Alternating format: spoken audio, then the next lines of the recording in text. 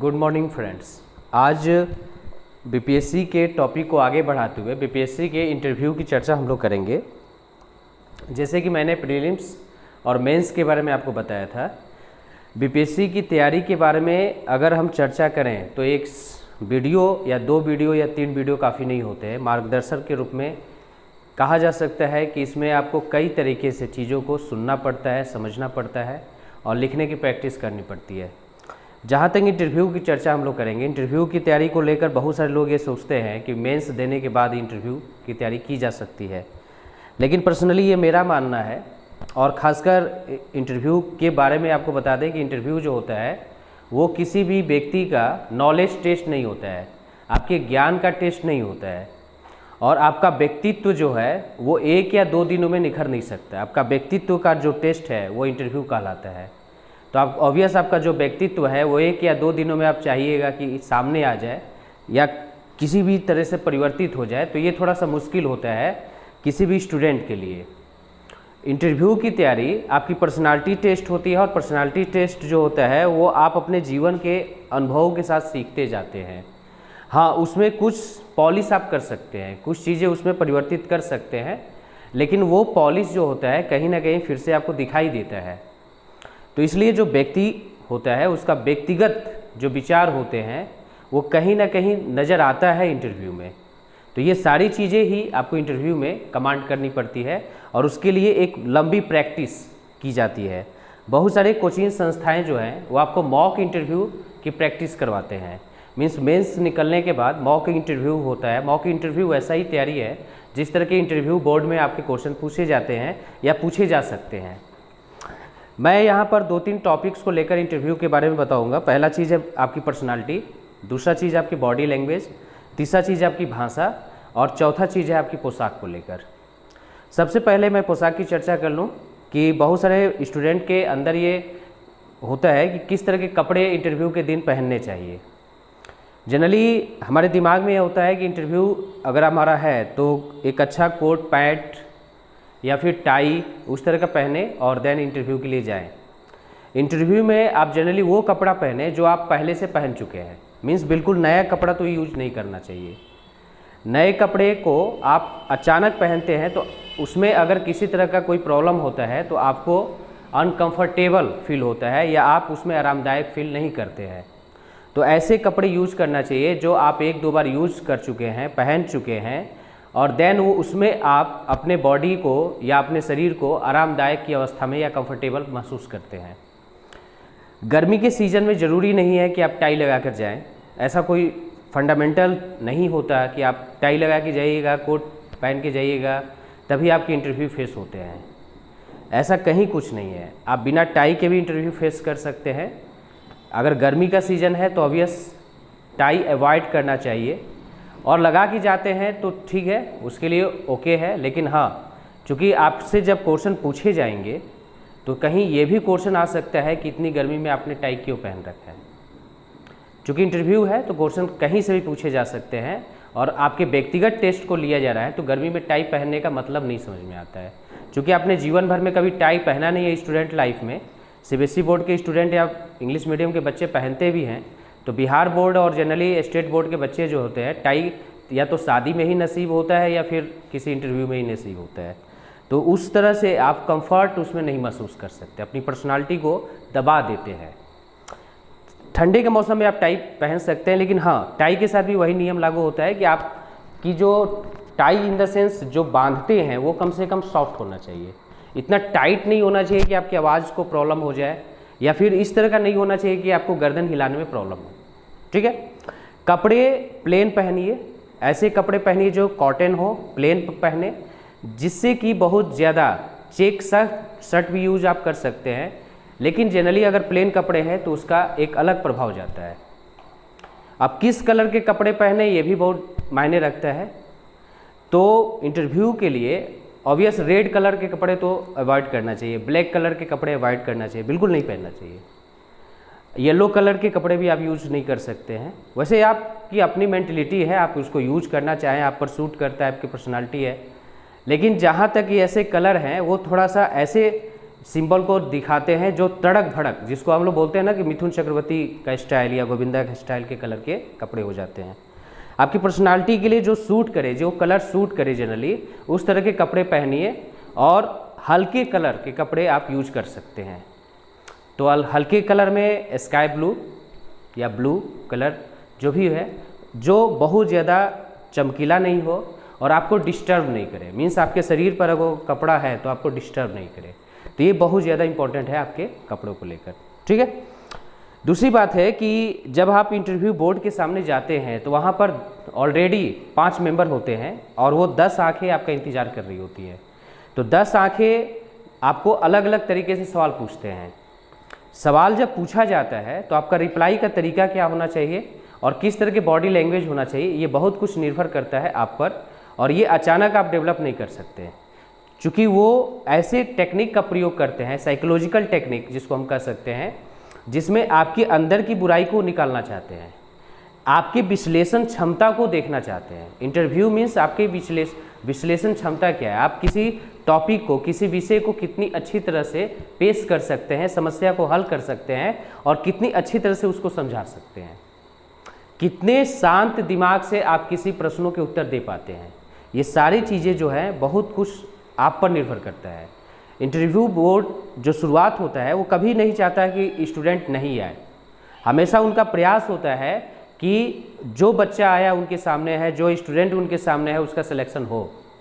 वो कभी भी इस इंटेंशन से नहीं बैठे होते हैं कि इस व्यक्ति का सिलेक्शन हमको नहीं करना है, ये दिमाग से निकाल दीजिए।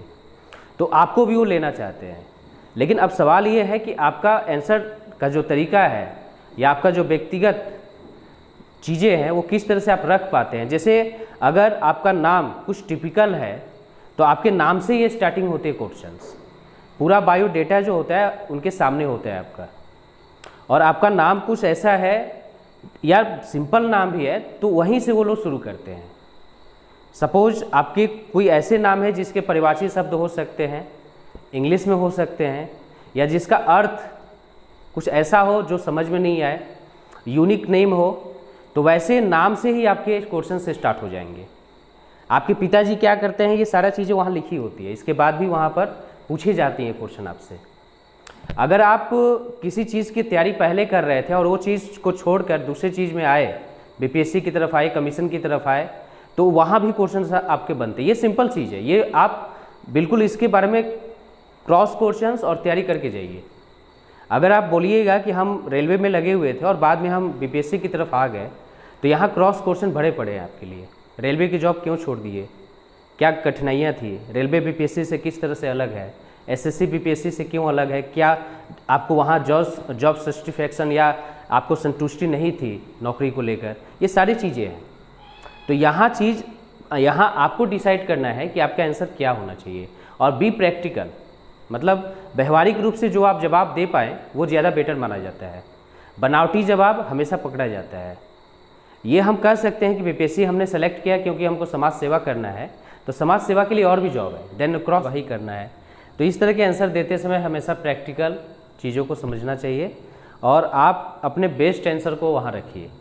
बनावटीपन रखिएगा तो झलकेगा, पता चलेगा और क्रॉस क्वेश्चन में आप फंस जाइएगा। तो बिल्कुल व्यवहारिक चीज़ों को रखिए। आपका नॉलेज टेस्ट नहीं है, इंटरव्यू जो है, इंटरव्यू के सिलेबस को अगर पढ़िएगा किसी भी एग्ज़ाम में, तो ये व्यक्तिगत परीक्षण कहलाता है। मीन्स आपका एनालिसिस, आपका विश्लेषण क्षमता को ये जज किया जाता है। तो इसमें आपको कहीं भी नॉलेज टेस्ट नहीं होता है। हाँ, जो आपका ऑनर्स सब्जेक्ट है या जिस सब्जेक्ट से आपने ऑप्शनल पेपर जो 37 हैं, मेंस में 37 जो ऑप्शनल पेपर है उनमें से एक पेपर आप रखते हैं, तो उससे रिलेटेड क्वेश्चन है। जैसे ज्योग्राफी है तो ज्योग्राफी से क्वेश्चन आते हैं। बोर्ड मेंबर में कोई ऐसा व्यक्ति ज़रूर होगा जो ज्योग्राफी से रिलेटेड चीज़ों को पूछ सकता है। हिस्ट्री है तो हिस्ट्री से रिलेटेड चीज़ों को पूछा जाता है। और वो क्वेश्चंस जो होते हैं कहीं बुक्स में नहीं होते हैं, वो बुक्स से रिलेटेड ज़रूर हो सकते हैं, लेकिन ऐसा नहीं है कि उसके आंसर जो है बुक्स में कहीं पड़े हुए हैं। वो आपसे जानना चाहते हैं, आपके विचार जानना चाहते हैं। तो इस तरह के आंसर को देते समय हमेशा सावधान रहना चाहिए।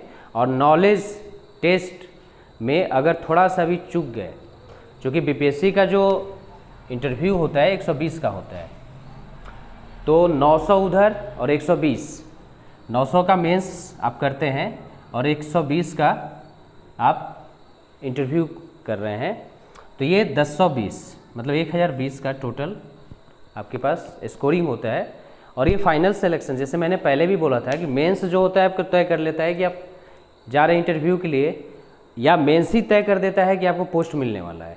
इंटरव्यू में आप अच्छे व्यवहार के साथ सिर्फ जाते हैं और अच्छी तरह बैठ कर चले आते हैं, मीन्स गुड मॉर्निंग प्रणाम करके चले आते हैं, तो आपको 10, 20, 30 नंबर ऐसे ही मिल जाते हैं।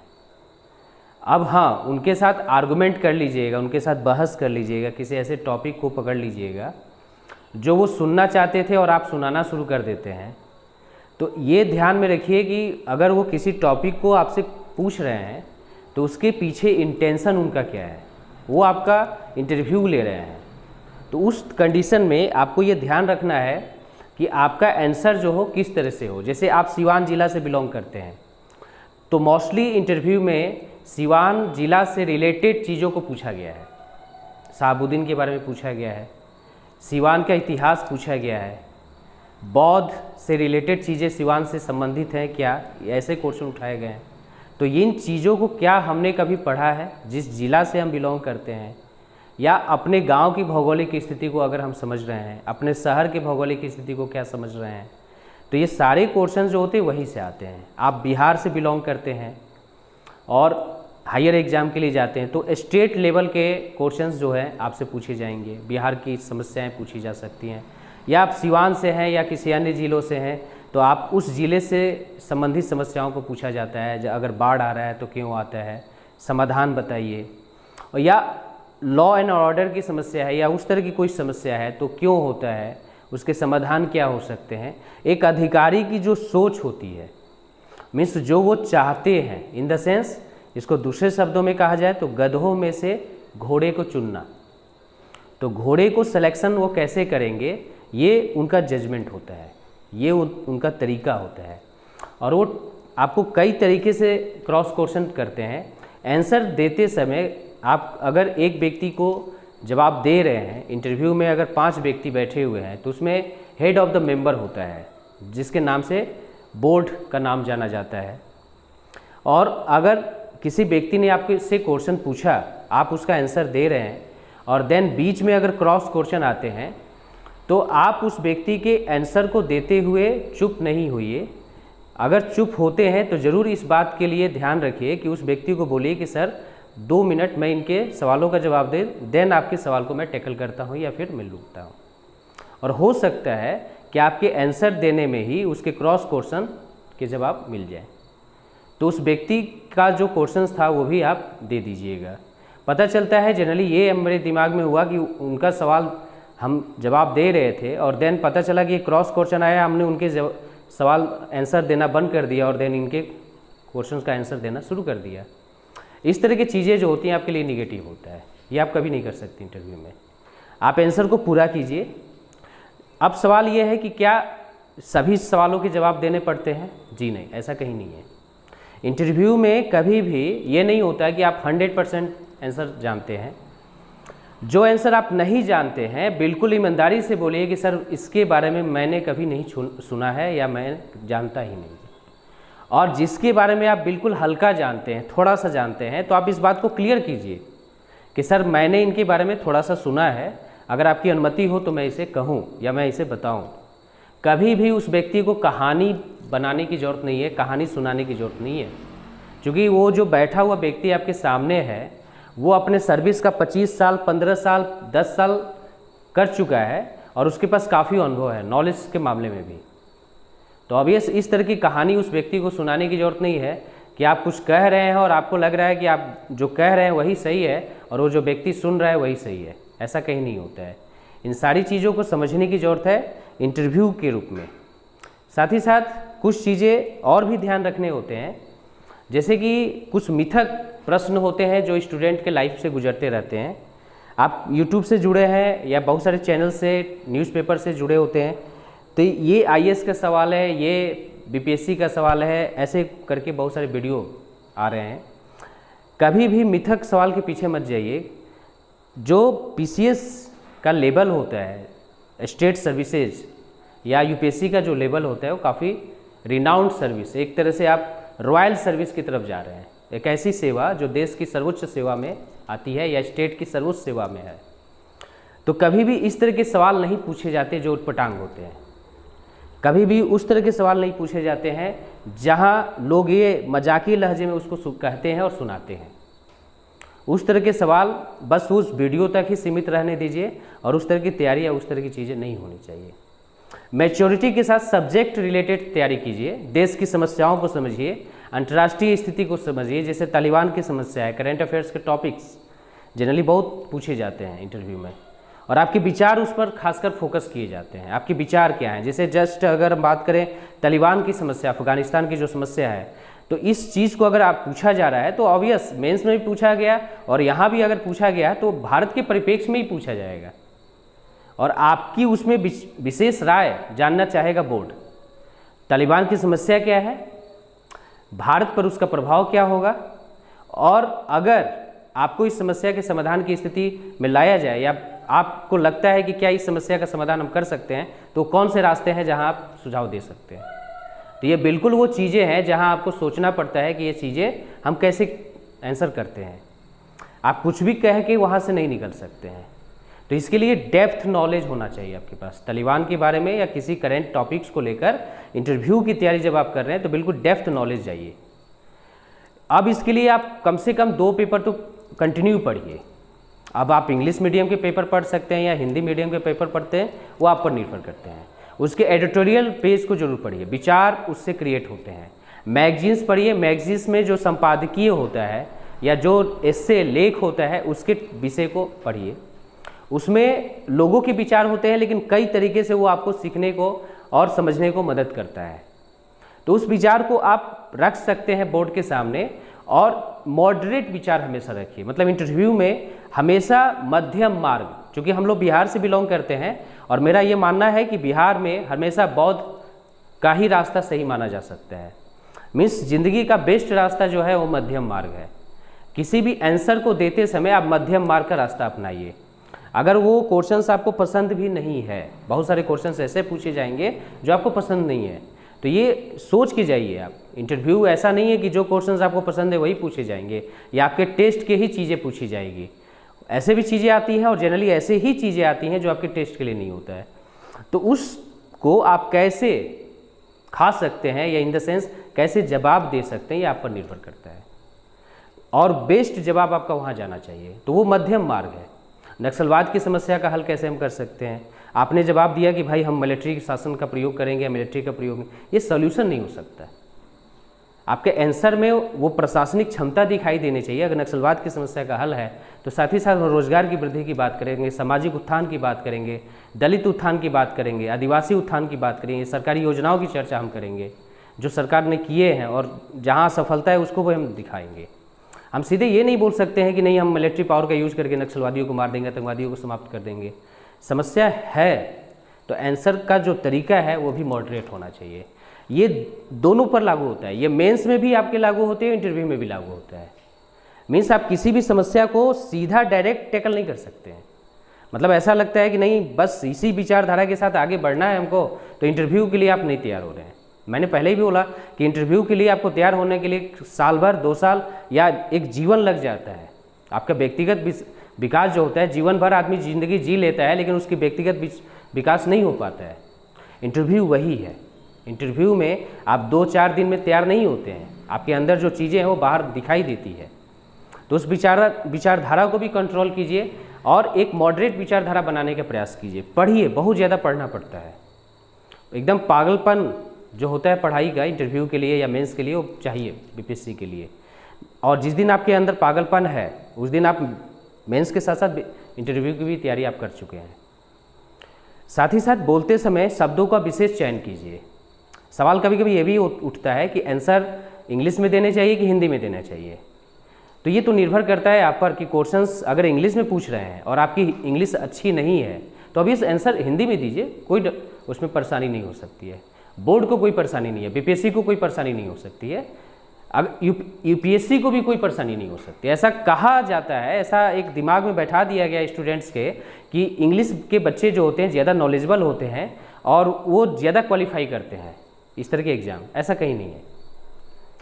आप हिंदी में अच्छा अपना जवाब दे सकते हैं तो आप अपना हिंदी में रिप्लाई कीजिए, उनके क्वेश्चंस को आप इंग्लिश में सुनिए, समझिए और उनसे रिक्वेस्ट कीजिए कि सर मेरी इंग्लिश अच्छी नहीं है तो देन क्या मैं इसको हिंदी में जवाब दे सकता हूँ।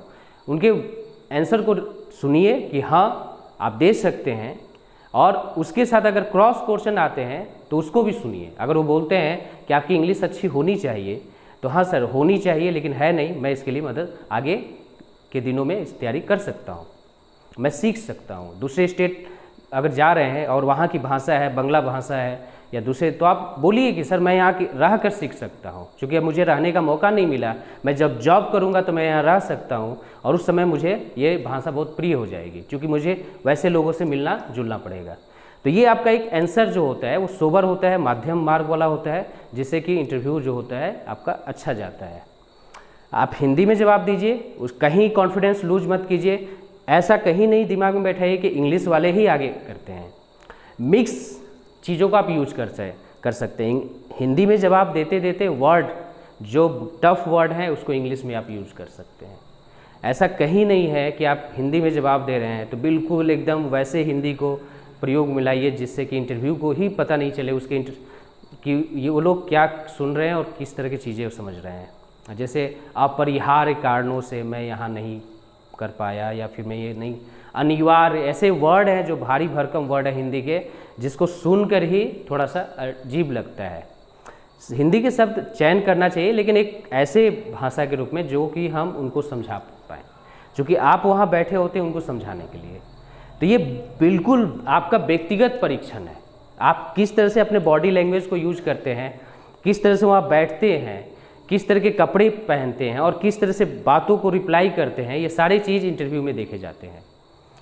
इसके साथ जो सबसे बड़ी चीज़ देखी जाती है वो आपकी विश्लेषण क्षमता देखी जाती है।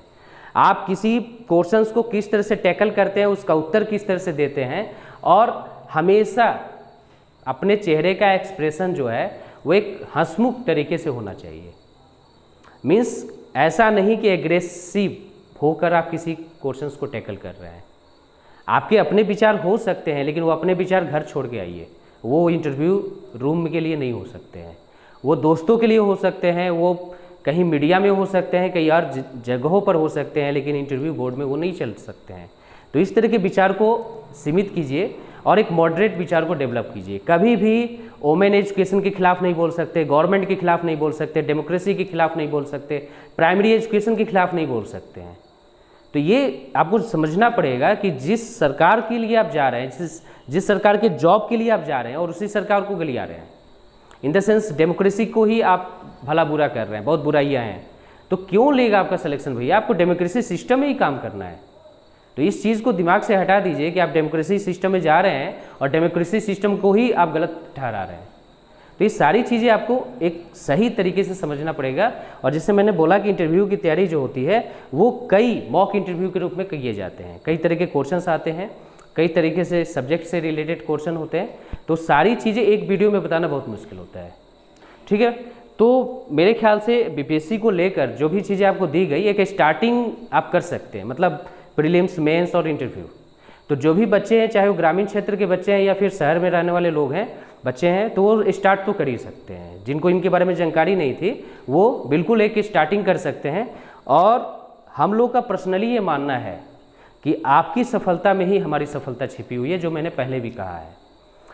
तो ये सारी चीज़ें, एक लगेगा कि क्या इंटरव्यू बहुत जल्दी बता दिया गया है, जी नहीं, आप इसको जानिए, आपके अंदर जज्बा आना चाहिए, जुनून आना चाहिए कि नहीं हमको करना है, बीपीएससी करना है। अभी आ रहा है 67, देन आप लग जाइए प्रीलिम्स की तैयारी में, मेंस की तैयारी में, और इंटरव्यू को दिमाग में रखिए। जिस तरह का सोच आप डेवलप करते हैं वो अचानक रातों रात तो होती नहीं है। आपने अगर सोचा है कि हमको प्रशासनिक अधिकारी बनना है तो वो अचानक डेवलप नहीं होती। उस तरह का व्यक्तित्व, उस तरह की बातें, उस तरह की चीज़ें और उस तरह का नॉलेज आपको अपने अंदर लाना पड़ता है। तो सारी चीज़ें आपको एक दिन में क्रिएट नहीं हो सकती, उसके लिए आपको सालों खपाना पड़ता है, पढ़ाई में, स्टडी में और अपने व्यक्तिगत विकास में। तो इसलिए इंटरव्यू की तैयारी को भी यहाँ टच किया गया, ठीक है। बीपीएससी से रिलेटेड बहुत सारी चीज़ें हैं जिसको अन्य वीडियो में हम लोग जारी रखेंगे। ठीक है दोस्तों, आज इतना ही। Thank you.